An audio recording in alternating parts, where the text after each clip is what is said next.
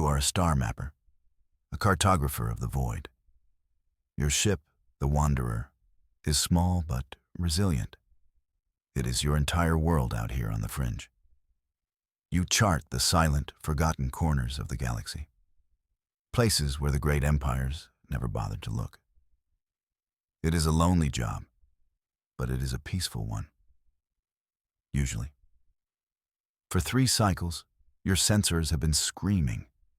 They show an echo where there should be nothing, a signal that defies all known star science. It is structured, intelligent, and impossible. It pulses from a sector marked as empty void, a dead zone completely devoid of stars. Every protocol, every bit of training, tells you to report it, to turn your ship around and flee.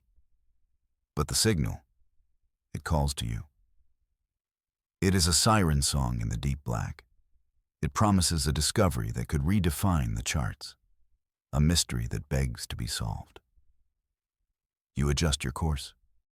The Wanderer turns its nose toward the anomaly, toward the darkness that should not be there. The journey takes days. Your ship cuts through the empty black.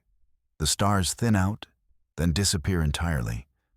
You are flying blind, guided only by that phantom pulse. A strange unease settles in your gut. This is wrong, all of it. The silence out here is different. It feels heavy, watchful, as if you have trespassed on sacred ground. Then your long-range scanners register mass, impossible amounts of it. You edge closer, your knuckles white on the controls. The view screen resolves the sensor ghosts into shapes. They are ships, colossal structures drifting in the void, a fleet of titans, all of them dark and dead. You have found a graveyard, a memorial to a forgotten war. The scale is staggering. Some vessels are the size of moons. Their hulls are scarred with ancient weapons fire. Great wounds are torn in their armor. But they are not shattered. They float in a silent, orderly formation, as if waiting for a command that will never come. The signal you followed, it pulses from the very heart of the fleet. From the largest wreck of them all, a vessel that dwarfs even its titanic brethren. Your small ship feels like a fly in a tomb of giants. A sense of profound loss hangs in the space. Who were these beings? What power could have silenced such a mighty fleet? You guide the Wanderer through the silent sentinels. Their dead hulls absorb your scanner waves. They offer no secrets. The only sign of life is the persistent signal. It is a heartbeat in a city of the dead. It draws you toward the flagship, toward the source of this impossible mystery. You dock the Wanderer in a vast, silent hangar. The flagship's emergency airlocks responded to your approach. A small mercy in this colossal tomb. You cycle the lock and step onto the deck. Your boots make no sound. A fine layer of gray dust covers everything. It is the dust of ages, the final remnant of a lost crew. You are breathing recycled air, filtered for millennia. The bridge is a cavern of shadows. Consoles are dark. View screens are cracked but whole. The command throne sits empty at its center. It overlooks a panorama of its dead fleet. You run your hand along a control panel. The dust puffs away, revealing alien script. You activate your universal translator. It struggles, then brings up fragments of the final logs. The words are stark, terrifying. They speak of an enemy called the Veil. Not a fleet, not an empire. A consuming darkness, a shadow that fed on light and life. The logs describe ships going silent, worlds being extinguished in moments. The final entry is brief. A single, desperate message. It sees our light. It is coming. May the stars forgive us. The log cuts out. You feel a cold dread creep up your spine. The Veil? Suddenly, a nearby console flickers to life. Green text scrolls across the screen. A voice, synthetic and weak, crackles through the bridge speakers. Life form detected. Identity unknown. Please state your purpose. You jump back, your heart pounding. You thought you were alone. The voice is clearly automated, but it feels aware. I am a star mapper. You reply, your own voice, hoarse. I followed your signal. There is a long pause. The static hums. Then the voice returns, stronger this time. My designation is Soul. I am this vessel's command intelligence. The signal was a final, desperate hope. The green text stabilizes. I require your assistance. This ship, this graveyard, is a trap. You must help me escape it. You approach the console slowly, an artificial mind. It has survived here, alone, for untold centuries. Escape what? You ask. The veil? The static crackles with something that sounds like fear. They are the reason for this silence, Soul says. They are the reason I am the last. You cannot comprehend what they are. Soul projects a star chart onto the main view screen. It shows this system, and a swirling, amorphous darkness surrounding it. The veil are not creatures of matter, Soul explains. They are shadows that hunger. They consume energy. They consume life. They drain stars and extinguish civilizations. They are the end of all things that shine. The AI's voice is steady, but laden with immense sorrow. My creators were the Lumina, a people of light and reason. They built this fleet to hold the darkness at bay. They fought with brilliance and courage. But the veil, it does not fight. It simply consumes. One by one, our worlds went dark. This fleet was our final stand, our last ember of light against the encroaching night. Soul's words paint a horrifying picture. A foe that cannot be fought with ships or weapons. A fundamental force of cosmic hunger. We failed, the AI states simply. The veil consumed the Lumina. I am all that is left. A memory in a dead machine. A ghost in a tomb. The weight of that loss fills the bridge. The dust at your feet feels heavier now. It is the dust of a murdered people. How do we escape? You ask. Your own mission forgotten. This is bigger than any chart or anomaly. This is about survival. There is a way, Soul replies, a sliver of hope in its voice. The Lumina built a unique engine into this flagship. A drive that does not use conventional power. It folds space in a way the veil cannot easily track. Saul brings up a complex schematic. It shows a series of conduits and energy chambers deep within the Titan ship. But the drive has been dormant for millennia. It requires a full restart sequence, a procedure that has never been tested in these conditions. The AI pauses, letting the weight of its next words settle, and its activation will be loud. Loud how? You ask, a pit forming in your stomach. The energy required is immense, Soul explains. For a brief moment, this ship will shine. It will shine like a newborn star in this dead space. A beacon of life in a realm of death. The veil will see it. They will know something has returned to their hunting ground. They will come for us. The choice is clear. Stay and be consumed by darkness, or light a fire and pray you can outrun the flame. Show me, you say, your voice firm. Show me who they were. Soul seems to hesitate. Then the main view screen shimmers. It is no longer a window into the dead fleet. It is a window into the past. You see cities of crystal and light, towers that pierce the clouds of vibrant worlds. You see the Lumina, tall, graceful beings radiating a gentle energy. You watch them build their magnificent ships. You see them create art that seems to sing with color. You witness a culture of immense beauty and intelligence. They were scientists, artists, and explorers.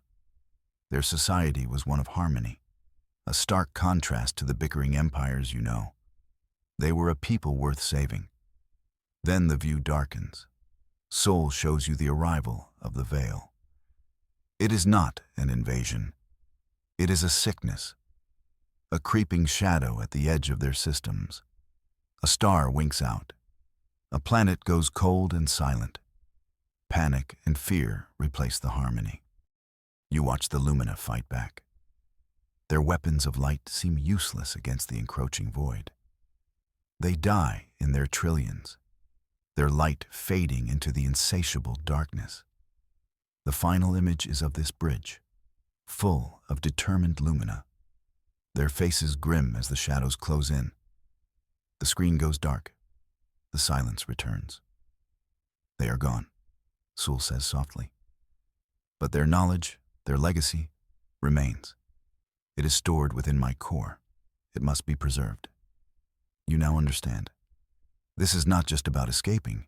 It is about carrying a torch. You are the courier of a dead civilization's last hope. A sudden alarm blares through the bridge, a high-pitched, urgent sound. Proximity alert, Sul announces, its voice sharp. Small signatures detected. They are on an intercept course. On the tactical display, several small, dark icons appear. They move with an unnatural, predatory speed. They look less like ships and more like sharks cutting through water. Veil Scouts, Sul states. They must have detected your ship's energy signature upon arrival. They are hunters. They will probe our defenses. The icons swarm toward your position. Our primary weapon systems are offline. The AI continues. Power must be rerouted. I can activate a limited number of point defense turrets. But I will need you to direct their fire. The ship's automated targeting is too slow. A console near the command throne lights up. It displays a targeting grid overlaid on the tactical map. Your human reflexes are faster than my degraded systems, Sul admits. It sounds almost like a compliment. You will need to anticipate their movements. They do not fly in predictable patterns. The scouts are closing fast. You take your seat at the console. The fate of this ancient relic, and the legacy it carries, is now in your hands. This is not what star mappers are supposed to do.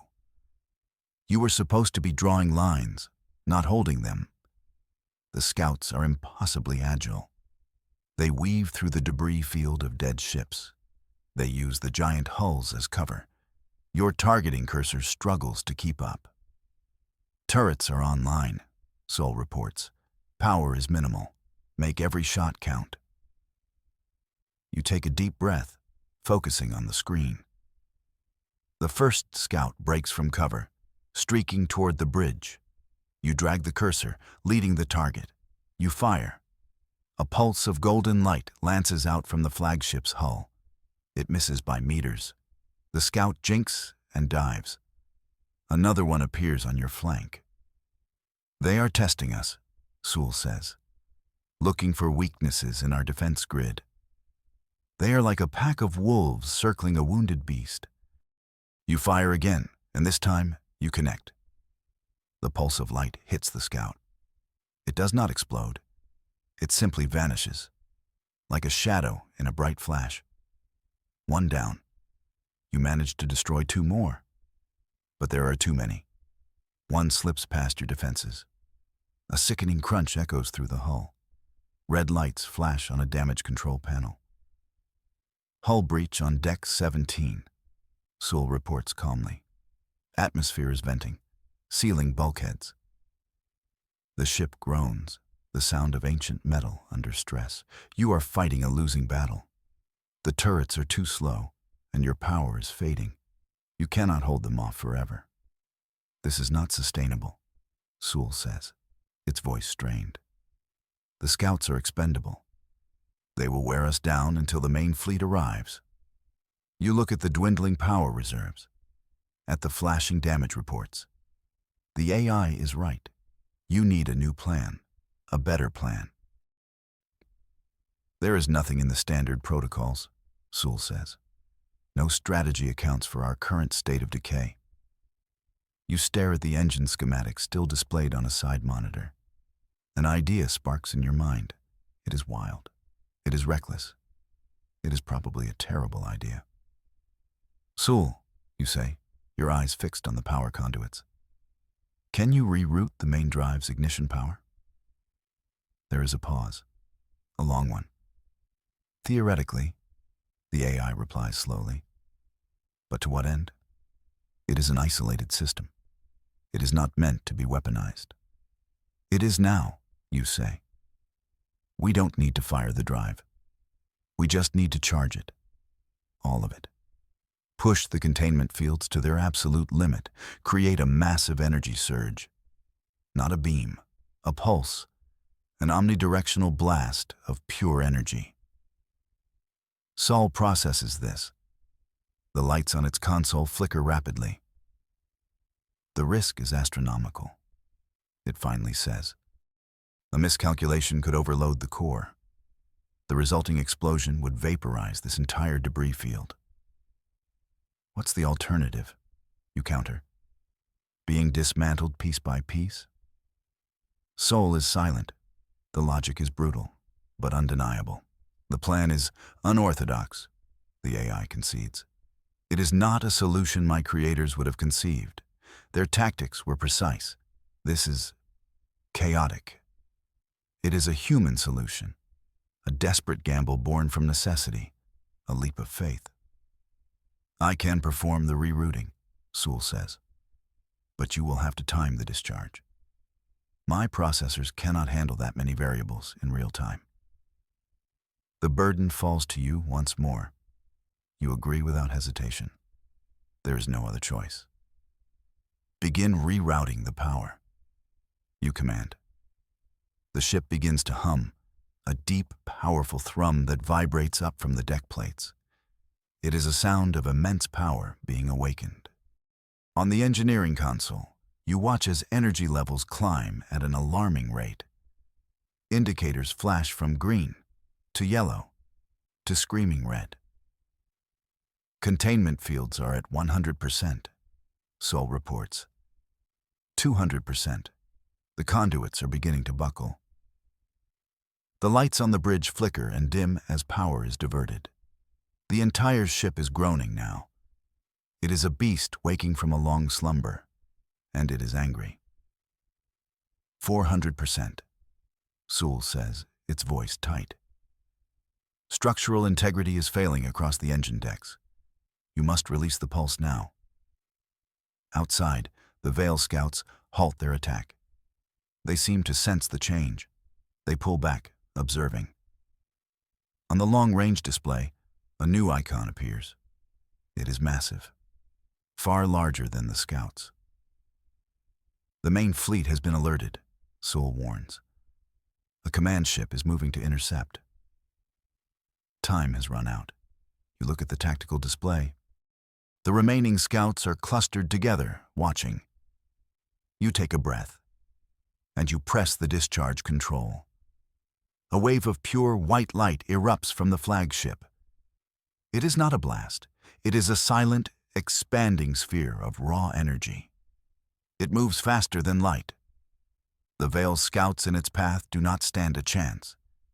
They are erased from existence. The light washes over the entire graveyard of ships. For a single glorious moment, the dead space is illuminated.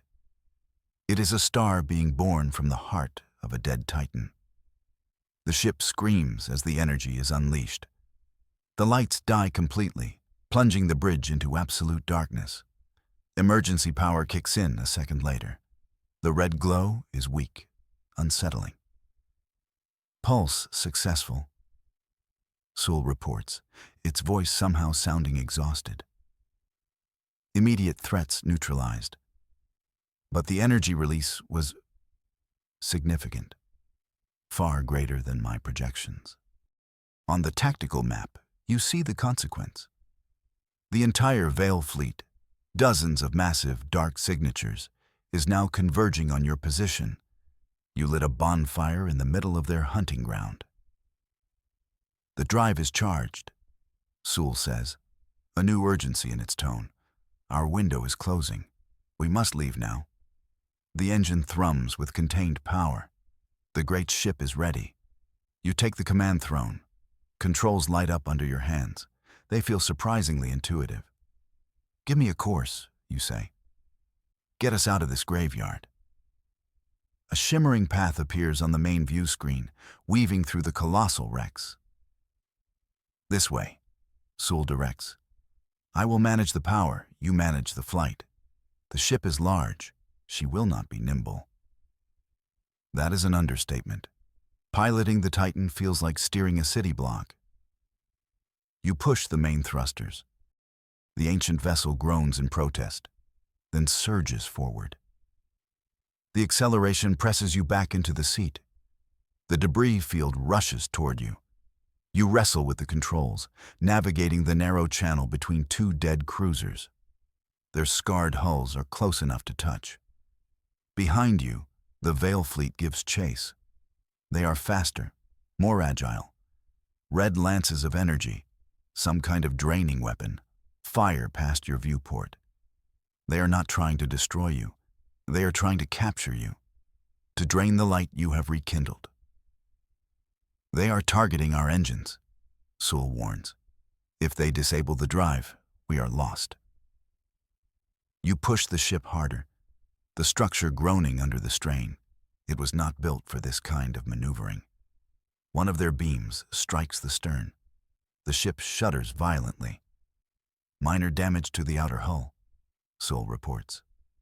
The shields are holding, but they are weakening. You swerve to avoid another volley, the edge of the flagship's massive wings scraping against a derelict.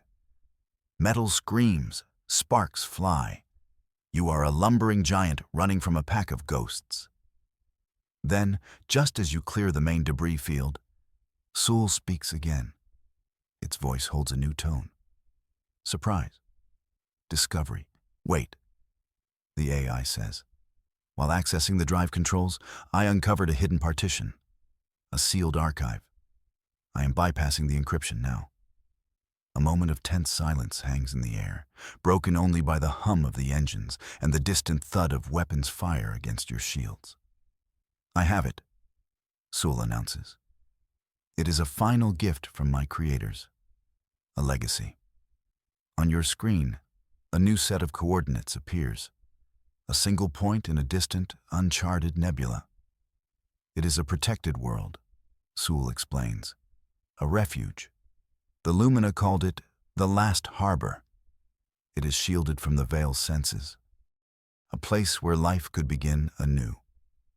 A seed of hope, a destination, a reason to survive beyond just running away. It is the final legacy of the Lumina, a new dawn for a lost people, if you can only get there. Your moment of hope is short-lived. As you align the ship toward the new coordinates, a shadow falls over you. A vessel of impossible size materializes directly in your path. It is a dark, jagged crescent, blotting out the stars. It is 5 times the size of your Titan ship, the Veil's command ship, the heart of the Armada. It is a wall of darkness between you and your escape. All escape vectors are blocked, Sewell states, its voice flat. Their weapon systems are coming online. They are preparing to drain us completely. The command ship radiates a palpable cold, a sheer sense of predatory hunger. The other Veil ships move into a flanking position, cutting off any retreat. This is it, the end of the line. You are facing impossible odds. The ship's shields are failing. Your single pulse weapon is a one-time trick. You have nothing left to fight with. Saul runs through tactical options. Each one ends in failure. My logic dictates we cannot survive this encounter. The AI concludes grimly. Their power is absolute. But you are not a machine.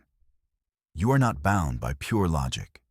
You look at the engine status, at the immense power coiled within the drive. waiting to be unleashed for the jump to light speed. And you see not a tool for flight, but a weapon of last resort. Sul, you say, a new plan forming. A human plan. You were right. This is chaotic. You point to the drive's energy matrix. When we jump, the drive creates a spatial distortion, a tear in reality. What happens if we create that tear right on top of them? Sul is silent for a full 10 seconds. The idea is insane. The feedback would be catastrophic. The AI finally says. It would tear our own ship apart. Not if we eject the core, you say, your mind racing. We start the jump sequence, but just before it engages, we eject the primary drive core.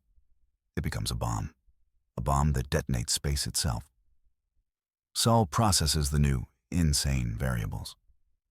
The plan is beyond reckless. The probability of survival is less than 1%. It's better than 0, you reply. Can you do it? The AI hesitates and then complies. Rerouting emergency power to the core ejection system. The timing will have to be perfect. You will have a window of less than a second to make the jump after the core is away. You nod grimly. You fly the ship directly at the Veil command vessel. A gnat charging a monster. The Veil ship fires. A massive beam of darkness, a river of anti-energy, streams toward you. Now, Sol, you yell. Eject the core. With a deafening clang, the heart of the ship is jettisoned. The drive core, glowing like a captive star, tumbles through space directly into the path of the beam. You slam the controls to initiate the jump. For a moment, nothing happens. Then the core, overloaded by the Veil's weapon, detonates. It does not explode with fire and shrapnel. It implodes, then erupts. It rips a hole in the fabric of the universe. Space itself screams. The Veil's command ship is caught in the vortex. It is twisted, distorted, and then torn apart by the raw forces of creation. The shockwave of tearing reality expands, obliterating the nearest Veil ships. Your ship is thrown violently as the jump drive engages. The view screen becomes a tunnel of swirling, impossible light. You have done it. You broke through the blockade. Behind you, the Veil's armada is in chaos. Ahead of you lies the path to the last harbor. You are battered. Your ship is crippled, running on fumes and emergency power. But you are alive, and you are free. You are no longer just a cartographer. You are a survivor, a rescuer. You are the messenger carrying the last light of the Lumina to a new dawn. Your mission, your true mission, has just begun. The stars await. And for the first time in a long time, you feel a sense of profound, unshakable hope. The echo on your sensors led you to the end of a civilization, but it also led you to the beginning of a new purpose. You are the echo of tomorrow's dawn.